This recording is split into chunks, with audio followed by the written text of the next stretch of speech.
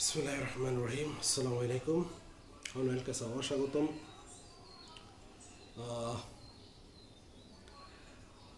তোমাদের এখন আমি প্র্যাকটিক্যাল পার্টটা পড়াবো, যেটা আগে ভিডিওতে বলছি প্র্যাকটিক্যাল পার্টটা পড়া। হ্যাঁ, সুতরাং প্র্যাকটিক্যাল পার্টটা সবচেয়ে গুরুত্বপূর্ণ ভাইবা পাস করার জন্য, পরীক্ষা পাস করার জন্য। সুতরাং একটা পর্যন্ত শুরু করি, সেটা হচ্ছে অর্গান ফসফরাস কম্পাউন্ড। এই বোতল এই বোতলটা অ্যাকচুয়াল অর্গান ফসফরাসের ভিতরে নাই। এটা কি বোতল দেখাই দিই, ঠিক আছে? ভাইবাতে আল্লাহ রাস্তা বইল না দিস বায়োডিন। হ্যাঁ, এটা বাসায় আছে, কারণ এটা এই বোতলটা নেওয়ার উদ্দেশ্য হচ্ছে সেম এই বোতলটাই তোমাদের ভাইবাতে থাকবে। এই জাতীয় বলতে দিস ইজ অ্যাম্বার কালার। হ্যাঁ, অ্যাম্বার কালার, এই কালারটাকে আমরা বলি অ্যাম্বার কালার। অ্যাম্বার কালার অন্যান্য বোতল কি ট্রান্সপারেন্ট, বড়। এই বোতল সবচেয়ে আলাদা। তুমি যদি ফরেন্সিক মিউজিয়ামে যাওয়ার পর দেখবে যে এই বোতলটা সবচেয়ে আলাদা বোতল, ঠিক আছে? এটার সাথে কোনো মিলে না। তাহলে তোমাকে ভাইবাতে যখন এটা দেওয়া হবে, বলবা যে তুমি যখন বসার বলতে একটা উঠাইয়া তুমি কোথাও একটা নাটক করবা। কী নাটক? হাতে নিবা, এই বোতলটা কাত করে আমরা দেখবা, তারপর একটা গ্রান নেবা, ঠিক আছে? গ্রান নিয়ে তবে হাতের তালু বোতলটা রাখবা, দুই আঙ্গুলে ধরবা, গ্রিপ করবা। গ্রিপ করলে ভিতরে দেখা যায় না ভিতরে কী আছে। হ্যাঁ, এগুলো ধরবা, তবে বলা শুরু করবা, this is an Amber colour glass bottle containing oily liquid having kerosene like smell. This is organ phosphorus compound. আবার বলি, this is an amber color glass bottle containing oily liquid having kerosene like smell. This is organ phosphorus compound. দেখো, Amber colour আমি দেখছি, oily কিনা সেটা আমি দেখছি না? কাট করে দেখলাম যে বোতল অয়েল তেলের মতো বোতলে গা বেয়ে পড়ে কিনা। এবার গ্রান নিয়ে কি বলছে না, কেরোসিন লাইক স্মেল। তাহলে এটা প্রমাণ করলাম, আমি এই নাটকটা করে প্রমাণ করলাম যে ভিতরে অর্গান ফসফরাস কম্পাউন্ড আছে, পানি নেই, অন্য কিছু নেই, ঠিক আছে? আচ্ছা, তারপরে রেখে দিবেন, তারপরে লিখে রাখো ওগুলো। হ্যাঁ, এটা লেখো। আচ্ছা, তারপরে কোশ্চেন, এটা অ্যাম্বার কালার কেন হলো? অ্যাম্বার কালার হইলো তো এটার ভিতরে সানলাইটটা প্রবেশ করবে না। সানলাইট যদি প্রবেশ করে তাহলে অসুবিধা যেটা হয়, ভিতরে কেমিক্যাল কম্পোজিশনটা চেঞ্জ হয়ে যাবে। চেঞ্জ হয়ে গেলে এটার আর অ্যাক্টিভিটি থাকবে না, কেমিক্যালটা নষ্ট হয়ে যাবে, কীটনাশকের কার্যকরিতা ক্ষমতাটা নষ্ট হয়ে যাবে। এই গেল সোর্স অ্যাম্বার কালার কেন। তারপর কোশ্চেন হচ্ছে what are the source of it. Source হচ্ছে ফসফরিক অ্যাসিড। আবার বলছে সোর্স হচ্ছে ফসফরিক অ্যাসিড। লিখে রাখো, কোশ্চেনগুলো লিখে রাখো, তাহলে তোমার সুবিধা হবে। হ্যাঁ, সোর্স হচ্ছে ফসফরিক অ্যাসিড। তারপর কোশ্চেন ক্লাসিফিকেশন। এই ক্লাসিফিকেশন বই থেকে নিজেরা পড়ে নিবা, কারণ আমি এখানে ক্লাসে বললে তোমার লাভ হবে না। দুইটা ক্লাসে মডার্ন ক্লাসিফিকেশন আছে, alkyl classification, alkyl compound, aryl compound, malathion, diazinon, parathion, হেক্সাইটা, পাইরোফসমাইড, অনেকগুলো নাম আছে। আমি তোমাকে বললে তোমার কোনো লাভ হয় না, মুখস্থ করতে হবে। হ্যাঁ, তারপর কোশ্চেন, এটা বডিতে কোন কোন উঠে যায়, শরীরে কী কী ভাবে প্রবেশ করে? It enters into the body the whole all route বলতে ইনজেকশন খাইলে যাবে, ন্যাচারাল অরিফিস, কান, নাক, এইখান দিয়ে দিলেও যাবে, স্কিন কন্ট্যাক্ট, স্কিনের সাথে লাগাতে ভিতরে যাবে, ঠিক আছে? পার এন্টারাল ইঞ্জেকশন, ইন্টারভেনাস, ইন্টারমাস্কুলার, ঠিক আছে? ইনহেলেশন, যদি গ্রান নাও, ওই মাধ্যমে শরীরে যাবে। তারপর কোশ্চেন, যাওয়ার পরে কী করবে? এই যাওয়ার পর কী করবো হচ্ছে this is the mechanism of action. এই মেকানিজম রিটেন কোশ্চেন, ভেবের কোশ্চেন, এটা না পারলে ভেবে পাস করবো। আবার বলছি, মেকানিজম অ্যাকশন না পারলে পাস করবো। তাহলে প্রথমত অনেকগুলো কোশ্চেন বললাম, অ্যাম্বার কালার কেন, সোর্স কী, তারপরে হচ্ছে ক্লাসিফিকেশন কী, এখন বললাম মেকানিজম অ্যাকশন। মেকানিজম অ্যাকশন হচ্ছে, ধরো তোমার যে সিনাপসটা করছে, একটা সিনাপসটাকে আমি বলি তাহলে, প্রিসেনেটিভ মেমব্রেন, পোস্টেনেটিভ মেমব্রেন, মাঝখানে সেন্ট্রিক ক্লেফট, ভিতরে ভেসিকল থাকে। ধরো কোনো একটা স্টিমুলেশন যদি যায়, যার পরে ভেসিকল রাপচার হওয়ার পরে তোমার অ্যাসিটাইল কোলিনটা প্রিসেনেটিভ মেমব্রেন থেকে রিলিজ হয়ে সিনেটিভ ক্লেফটে আসে, পোস্টেনেটিভ মেমব্রেনে বাইন্ড করে। এটা হচ্ছে সুন্দর, আমি ক্লাসে যাদের নিছি তাদেরকে আমি বোর্ডে একা একা দেখাইছি। হ্যাঁ, পোস্টেনেটিভ মেমব্রেনে এটা রিসেপ্টরের সাথে বাইন্ড করে অ্যাসিডের যখন পোস্টেনেটিভ মেমব্রেন রিসেপ্টরের সাথে বাইন্ড করার পরে সে অ্যাকশন প্রডিউস করে। তো এটা যদি সারা জীবনে বাইন্ড করে থাকতো তাহলে সারা জীবন অ্যাকশন প্রডিউস করতো, কিন্তু এটা সারা জীবন বাইন্ড করে থাকে না। কিছু একটা আছে যেটা এটাকে আস্তে আস্তে পোস্টেনেটিভ মেমব্রেন থেকে সরাই দেয়, রিসেপ্টর থেকে সরাই দেয়। সেটা হচ্ছে এসিটাইল কোলিন এস্টারেজ এনজাইমটা এসিটাইল কোলিনকে ডিস্ট্রয় করে দেয়। ডিস্ট্রয় করে দেওয়ার পরে তাহলে এসিটাইল কোলিনটা থাকে না, না থাকলে অ্যাকশনটা থাকে না।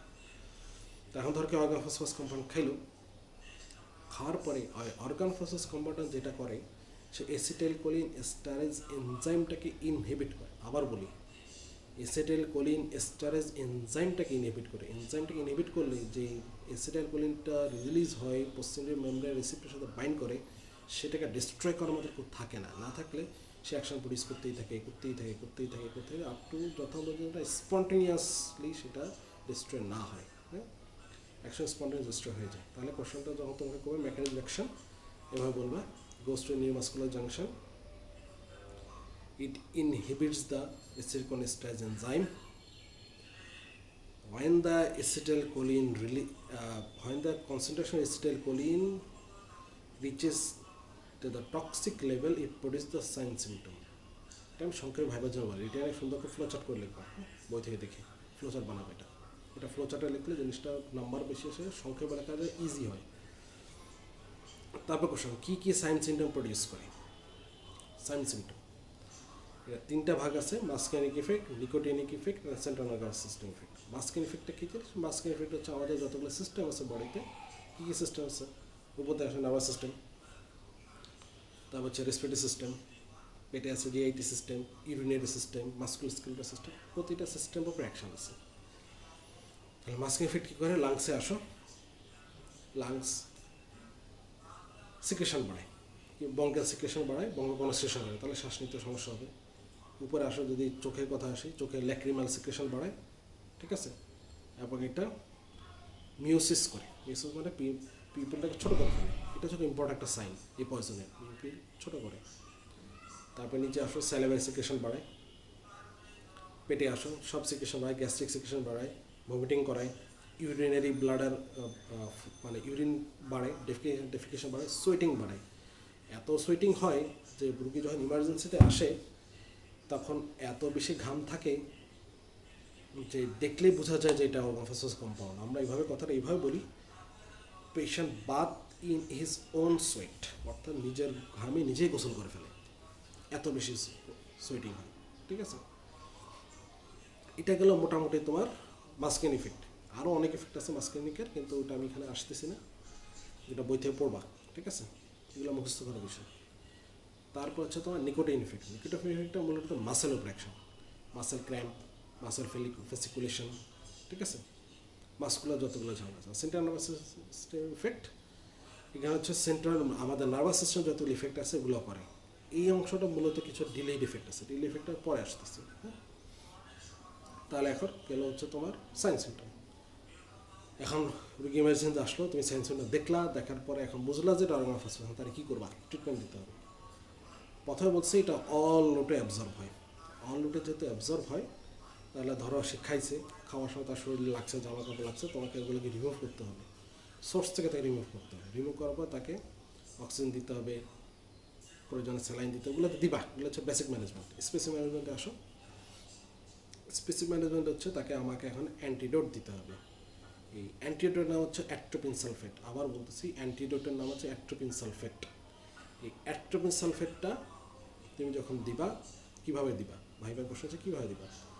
প্রথমে রোগীকে আমরা একটা ডোজ দিই, বইতে একটা মিলিগ্রাম লেখা আছে, আমি এখানে বলবো না, এটা তোমাদের দায়িত্ব, বইতে পড়ে নিবা, বলবো না এটা।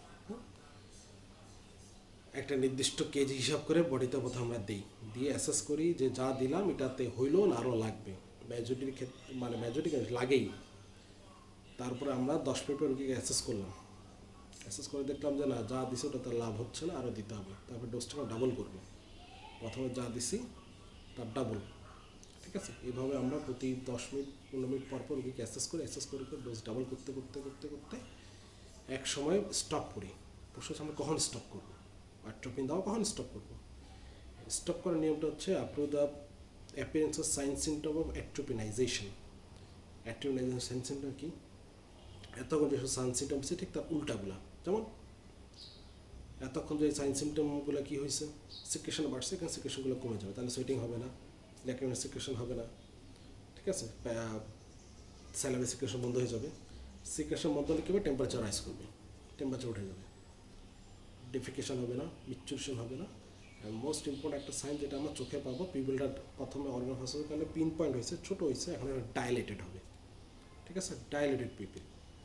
যখন এটা ডাইলেটেড হয়ে যাবে তখন আমরা অ্যাট্রোপিন দেওয়া বন্ধ করে দেবো। অ্যাট্রোপিন বেশি দিলে অ্যাট্রোপিন পয়জনিং হয়ে যাবে, উল্টা হবে, অর্গান ফাসা বাদে অ্যাট্রোপিন পয়জনিং হয়ে যাবে। তাহলে আমরা কী বলবো, after the appearance of signs of atropinization, ভাইবার question, what are the signs of atropinization. আমি যা যা বললাম এগুলো, সিকুয়েশন বন্ধ হবে, টেম্পারেচার বাড়বে, পিপিল হবে, ঠিক আছে, সরি পিপল ডাইলেট হবে। এই আরেকটা অ্যান্টিডোট দিতে হবে, এটা হচ্ছে প্রাইলোডক্সিন। প্রাইলোড হচ্ছে স্পেসিফিক অ্যান্টিডোট। এই প্রাইলোডক্সিন কী করে, মেগা জ্যাকসন আমরা বলছি যে অ্যাসিটিকোলিন এস্টারেজ এনজাইমটাকে ইনহিবিট করে। এই প্রাইলোডক্সিনের কাজ হচ্ছে অ্যাসিটিকোলিন এস্টারেজ এনজাইমটাকে সে আবার নতুন করে তৈরি করাবে, তৈরি করলে অ্যাসিটাইলকোলিনটা আস্তে আস্তে ডিস্ট্রয় হতে থাকবে। ঠিক আছে, তাহলে এই প্রাইলোডক্সিনের কাজ হচ্ছে অ্যাসিটাইলকোলিন এস্টারেজটাকে অ্যাক্টিভেট করাবে। ঠিক আছে, বুঝে আসছে? আচ্ছা, এটা তারপর হচ্ছে এবার যে বললেন ডিলেড ইফেক্ট, সেটা নার্ভাসের ডিলে ইফেক্ট কী হয়, নার্ভগুলো ধরে, পেরিফেরাল নার্ভগুলো ধরে, পেরিফেরাল নার্ভগুলো ধরার কারণে ফুড ড্রপ হয়, ডিস ড্রপ হয়। ঠিক আছে, আচ্ছা, তারপরে কোশ্চেন, এটা মেডিকেলি গেলে কী ধরনের পয়জন, এগুলো হচ্ছে যেগুলো বইতে নেই, এখন যা যা বলছে এগুলো সব বইতে আছে, এই জিনিসটা বইতে নেই। এটা মেডিকেলে কী ধরনের পয়জন, মেডিকেলি গেলে এটা সুইসাইডাল পয়জন।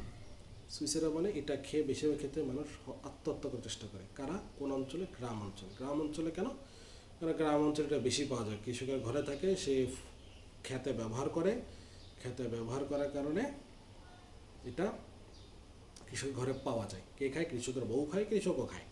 ঠিক আছে, আত্মহত্যা করে, সুইসাইডাল। কোন এরিয়াতে, গ্রাম অঞ্চল, রুরাল এরিয়া। ঠিক আছে, গ্রাম অঞ্চল। আরবান এরিয়া, শহর অঞ্চলে কী খায় বেশি সুইসাইড করে, সেটা ঘুমের ওষুধ, বারবিচুরেট, ঘুমের ট্যাবলেট। এটা ভাইবার কোশ্চেন যে আরবান এরিয়া থেকে রুরাল এরিয়া থেকে। আচ্ছা আচ্ছা, ট্রিটমেন্টে আমি একটা জিনিস বাদ দিয়ে গেছি, এটা বলতে মনে হয়, স্টোমাক ওয়াশ সবচেয়ে গুরুত্বপূর্ণ, ব্যাপারটা বাদ দিয়ে গেছি, সরি। তো প্রথমে যেটা করবা যে রুগীকে যে অক্সিজেন দিলাম, ইত্যাদি ইত্যাদি দিলাম, তারপর রুগীকে আমরা স্টোমাক ওয়াশ দেবো। স্টোমাক ওয়াশ প্রথমে কী দিব, প্রথমে আমরা লিকো ওয়াটার দিয়ে স্টোমাক ওয়াশ দিব। স্টোমাক ওয়াশ দেওয়ার পরে যে কন্টেন্টগুলো বের হবে সেটাকে আমরা কালেক্ট করবো। কালেক্ট করে রুগী যদি মরে যায়, এটাকে আমি কে অ্যানালাইসিসের জন্য পাঠাইতে হবে যে কী খাইছে, কালেক্ট করবো। তারপরে পটাশিয়াম পারম্যাঙ্গানেট দিয়ে স্টোমাক ওয়াশ দিব। সেটা কীভাবে দিব, ডাইলিউট করব। পটাশিয়াম পারম্যাঙ্গানেটকে ডাইলিউট করব 1:5000 ডাইলুশন। আবার বলতেছি 1:5000 ডাইলুশন করে তারপরে আমি প্রথমে লিকো ওয়াটার দিলাম, তারপর পটাশিয়াম পারম্যাঙ্গানেট ডাইলিউট করে স্টোমাক ওয়াশ দিলাম, কতক্ষণ পর্যন্ত দিব, up to the original colour and order of potassium permanganate appears. অর্থাৎ তুমি যখন পটাশিয়াম পারম্যাঙ্গানেট ওয়াশ দিবা, তারপর যতবার বের করবা দেখবা যে কেমিক্যালের সাথে মিক্স হয়ে একটা অল্টার, অন্য একটা কালার অর্ডার আসতেছে, সেটা হচ্ছে অর্গান ফসফরাস আর পটাশিয়াম পারম্যাঙ্গানেট মিক্সড। যতক্ষণ পর্যন্ত পটাশিয়াম পারম্যাঙ্গানেট অরিজিনাল কালারে ব্যাক না করবে আর অর্ডার ব্যাক করে, ততক্ষণ ওয়াশ দিতে হবে। ঠিক আছে, এটা স্টোমাক ওয়াশ। তারপর হচ্ছে তোমার অ্যাট্রোপিন, তারপর প্যারাডক্সিন। ঠিক আছে, আচ্ছা, তারপর হচ্ছে তোমার এখন রুগীকে তুমি কি পরামর্শ দিবা, এই রুগী না, যারা খেতে কাজ করে, যারা ম্যানুফ্যাকচারার, যারা ফ্যাক্টরিতে কাজ করে, তাদেরকে যেন এটা পয়জনিং না হয়, তাদেরকে কী পরামর্শ দেবে, এই পরামর্শটা বলতে সুন্দর করে লেখা আছে। আমি তারপর বলি, হোল বডি কাভারিং, সারা শরীর কাভার করা থাকবে, চশমা পরে। এই জিনিসটা এখন তোমরা ভালো বুঝবা। এখন খুব বেশি ফেসবুকে পিপিই, হ্যাঁ, দেখা যাচ্ছে, গুগল আছে, গ্লাভস আছে, হোল বডি কাভারিং আছে, ঠিক ওরকমই, ওটা ওরকমই, ওটা পরে স্প্রে করো। যদিও বাংলাদেশে এই ব্যবস্থা নাই, বাংলাদেশ কৃষকরা যেটা করে, গামছা পরে, মুখের মধ্যে গামছা বেঁধে তারপরে করে উচিত। কিন্তু মাস্ক, গুগল, পুরা প্রোটেক্টিভ ইকুইপমেন্ট নিয়ে করা। কারা কারা করবে না, যাদের আগে থেকে রেসপিরেটরি ঝামেলা আছে, অ্যাজমা আছে, ব্রঙ্কাইটিস আছে, স্মোকিং ঝামেলা আছে, তারা স্প্রে করবে না। স্প্রে করার সময় কিছু খাবে না, পান চালাবে না, সিগারেট খাবে না, কিছুই খাবে না। তারপরে কিভাবে স্প্রে করবে, যে বাতাসের ফেভারে, ধরো বাতাস, পিছন থেকে বাতাস আসতেছে, সেই দিকে স্প্রে করবে। তার বাতাসগুলো স্প্রেটাকে যে বের হচ্ছে লিকুইডটা, সেটাকে ঠেলে সামনে পাঠিয়ে দেবে। উল্টা দিকে বাতাসে তো স্প্রে করলে তোমার নাকে আসবে। ঠিক আছে, এটা হচ্ছে মেইন কথা। এর বাইরে আরও কথা আছে, সপ্তাহে কয়দিন করবে, কয় ঘন্টা করে করবে, তারপরে যাওয়ার পরে যেটা এখন আমরা বলছি হাত ধন সব ধোবে, ঠিক আছে। এটা হচ্ছে যারা হচ্ছে খাতে খেতে কাজ করে, যারা বানায়, ধরো আমি এখানে বসে বানাচ্ছি, সাপোজ আমি এখানে বসে বানাচ্ছি, যদি ওদিক থেকে আমি একটা ফ্যান ছাড়ি, তো ফ্যানটা বাতাসটা কী করবে, ফ্যানটা বাতাস আমি এখানে বানাচ্ছি আমার নাকে আসবে, পিছন থেকে বাতাস আসবে, ওদের নেগেটিভ প্রেশার থাকবে, আমি এখানে বানাবো, বাতাসে দিয়ে ঠেলবো, ওদের টেনে বের করে দেবে, ঠিক আছে। তারাই প্রিকশনটা নেবে, আর মাছ টাছ ইত্যাদি থাকবেই। আচ্ছা, এটা গেলো প্রিকশন। প্রিকশনটা কিন্তু ভাইভাতে জিজ্ঞেস করে, রিটেন কোশ্চেনও আসে এবং অস্পিতার সম্বন্ধে একটা কোশ্চেন আছে, প্রিকশন কী কী নিতে হয়, ঠিক আছে। এবার হচ্ছে আরেকটা কোশ্চেন, টেকনিক্যাল কোশ্চেন, সেটা হচ্ছে যে তোমার কাছে একটা রুগী আসলো চেম্বারে, এসে বলতেছে আমি অনেক দিন ধরে খেতে কাজ করি, এখন আমার শরীর দুর্বল লাগে, আমার ফুড ড্রপ হয়ে গেছে, এখন এই লোকটার অর্গানোফসফরাস পয়জনিং হয়েছে কি না বুঝবা কেমনি।